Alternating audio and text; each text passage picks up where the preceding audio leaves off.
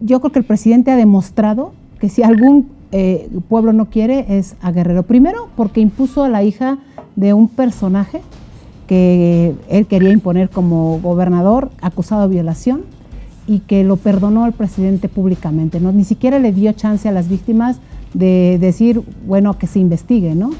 A pesar de que había 6 o 7 carpetas de investigación ahí. Segundo, porque justifica la ausencia de la autoridad en ese sentido. Ahí el presidente normalizó los matrimonios infantiles.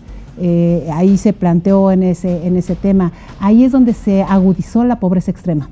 Sí. En este gobierno. Ahí es donde traicionó los principios de defender por lo menos la lucha que lo llevó y que lo hizo prácticamente presidente, que fue la lucha de los 43 de Ayotzinapa. Traicionó a los propios líderes de su movimiento. Ahí le dio la espalda a los guerrerenses. Si algún estado, el presidente le ha dado la espalda, es a Guerrero. Por supuesto a todo México, pero Guerrero es el estado de los que más el presidente tomó la decisión de patear y de darle la espalda. Pero a pesar de que se acusó en algún momento al presidente Calderón de haber militarizado al país, Pablo, nunca vimos lo que hoy vemos en el nivel de poder económico, insisto, a los generales, a los generales, a y no los todos, además. No todos también, debo reconocerlo, no todos, a ciertos grupos, pero sometidos básicamente a hacer política electoral. Y eso me parece que es lo peor que le puede pasar a un país que debiera estar más ocupado en hacer política pública. Sí, dijiste algo, que el presidente vive en otra realidad. Sí hay una tendencia a pensar eso.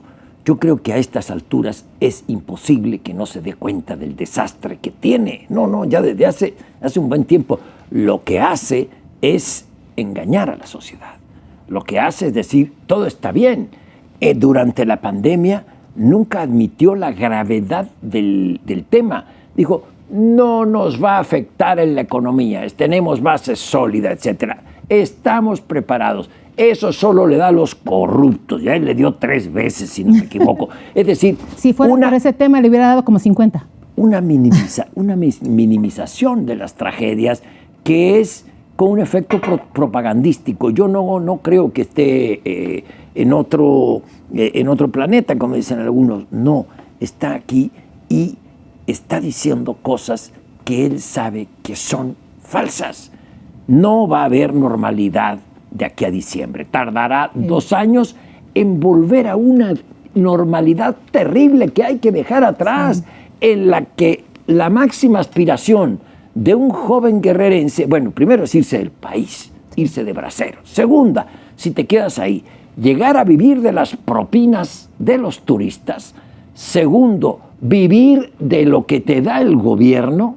O tercero, enrolarte a alguno de los grupos delictivos para ser halcón, correo, burrero, sicario, y si llegas a ascender, lograrás a tener papeles como el Gil en el caso de Ayotzinapa. Sí.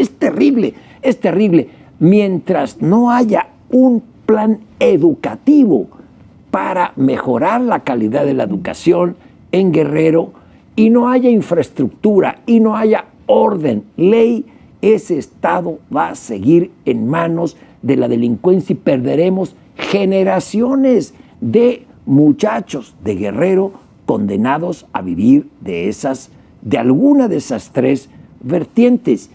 A ver, el magisterio en Guerrero, ¿qué está enseñando? Es un magisterio organizado para destruir y para vivir de la industria de la protesta.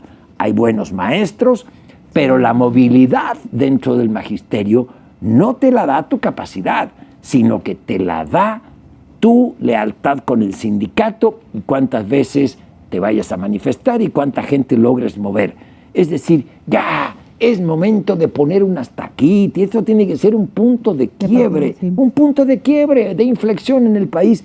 No da más con tanto grillo, hay que ponerse serios. Te prometo, Adriana, que a mí llegue un presidente que sea del color político que sea, me da igual a estas alturas. Quiero que sea sensato y quiero que tenga sentido común.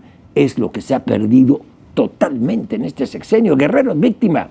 Fíjate que Guerrero, tal cual lo señalas, Pablo, es uno de los estados más yo diría golpeado por este tipo de política. Sí. Yo creo que el presidente ha demostrado que si algún pueblo no quiere es a Guerrero. Primero, porque impuso a la hija de un personaje que él quería imponer como gobernador, acusado de violación, y que lo perdonó al presidente públicamente, ¿no? Ni siquiera le dio chance a las víctimas de decir, bueno, que se investigue, ¿no? A pesar de que había 6 o 7 carpetas de investigación ahí. Segundo, porque justifica la ausencia de la autoridad en ese sentido. Ahí el presidente normalizó los matrimonios infantiles. Ahí se planteó en ese tema. Ahí es donde se agudizó la pobreza extrema. Sí. En este gobierno. Ahí es donde traicionó los principios de defender por lo menos la lucha que lo llevó y que lo hizo prácticamente presidente, que fue la lucha de los 43 de Ayotzinapa. Traicionó a los propios líderes de su movimiento. Ahí le dio la espalda a los guerrerenses. Si algún estado, el presidente le ha dado la espalda, es a Guerrero. Por supuesto a todo México, pero Guerrero es el estado de los que más el presidente tomó la decisión de patear y de darle la espalda. Y el manejo lamentable de este huracán vino acompañado de un huracán político electoral llamado Andrés Manuel López Obrador, y eso es muy triste. Yo esperaría que esta tragedia que estamos viendo, que estamos percibiendo a través de las narraciones de muchos de sus colegas que han sido muy, muy solidarios, que han estado ¿Y por qué no se insulta ahí tanto el presidente? ¿Por qué no puede vivir en paz? Porque no le gusta la denuncia, Pablo. Porque no le gusta la denuncia. Pero él, había un temblor y se cuarteaba esa maceta y ya pedía la renuncia al presidente de la República, ¿eh? O sea, pero ¿por qué no puede admitir que lo critiquen? O sea, que incluso aunque esté equivocado el periodista, pero ser tan groseros como ha sido con muchos de mis colegas, contra el gremio en general, pero sí, contra muchos de mis colegas, a León Krause, que ha hecho muy buen trabajo. Muy buenas crónicas, sí. Y a León le dice que su papá y que le gusta el dinero.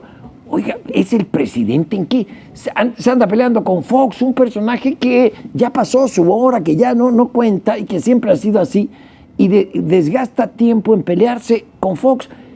¿A qué tanto pleito crees? Yo no creo que el país aguante otros 6 años en que estemos agarrados del chungo. Yo pido esquina, ya se acabó, ¿no? Tú y todos creo que necesitamos un tema de tomarle más seriedad y profesionalizar la política. Y creo que eso es una tarea que tendríamos que hacer todos. Y por eso es fundamental que desde las visiones distintas que tenemos en la pluralidad, que este país ha sido su mayor riqueza, la pensar distinto, generar distinto, pues vale la pena entender eso. A ver, el presidente tomó desde el primer momento, ya lo sabíamos, Pablo, muchos de nosotros lo sabíamos desde hace mucho tiempo, el presidente no quiso ser presidente de la República nunca. Quiso ser un jefe de partido como fue en su momento los gobiernos de los años 70. Él era el primer, llamémosle, priista de la nación, hoy es el primer morenista priista de la nación. Bueno, que sea, pero que no nos desprecie a los que no somos. Pero el problema de fondo es que, ¿por qué atacó? Fíjate bien, ¿por qué ataca a los periodistas? Porque eso hace que se evidencie la falta de liderazgo de los políticos.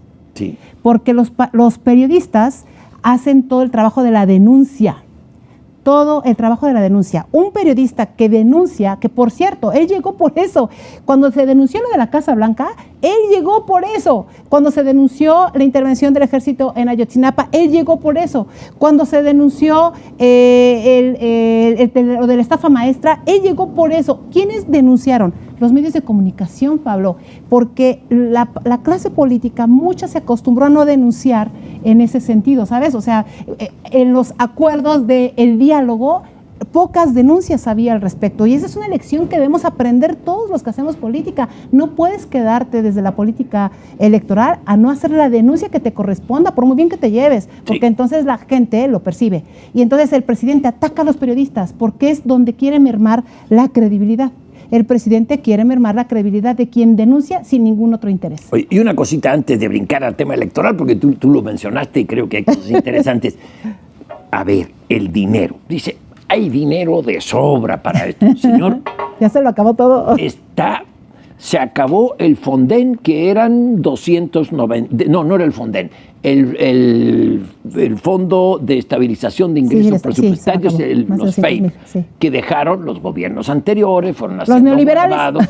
Para cuando hubiera una mega emergencia presupuestaria como esta, hubiera dinero. Se lo gastaron 296,000 millones de pesos desde el primer semestre de gobierno en 2019, empezaron a gastárselo para ajustar su presupuesto, es decir, para gastar más de lo que tenían. Y ahora, para el próximo año, se pide una deuda de 1.900.000 millones de pesos. Sí, hay dinero. A ver, ¿de dónde?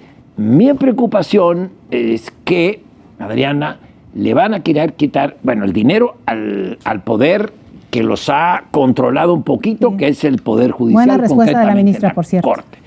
Y segundo, a mí me gustó mucho, pero luego lo platicamos. Ahorita lo platicamos, sí. Y segundo, a los organismos autónomos electorales. Sí. Y les van a decir, cuando no suelten 5,000 millones, una cosa así, ya ven, no quieren colaborar con Guerrero y tal, y les echa a la gente encima. Es un plan electorero hecho sin lana, sin dinero. ¿De dónde lo van a sacar?